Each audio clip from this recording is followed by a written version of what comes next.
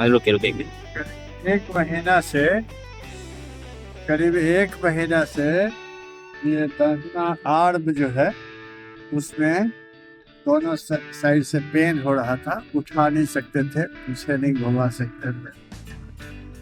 अभी आप हमारे यहाँ पे थेरेपी लिए, ये कितना आराम मिला आपको? पूरा ही छूमंतर हो गया है। मुश्किल से 5% होगा या वो भी नहीं होगा। हाथ ऊपर उठा के दिखाइए अभी।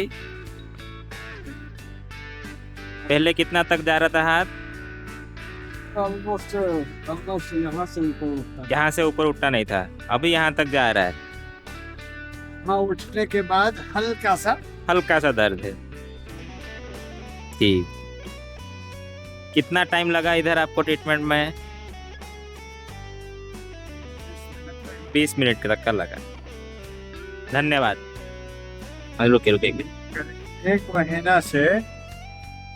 करीब एक महीना से ये दाहिना आर्म जो है उस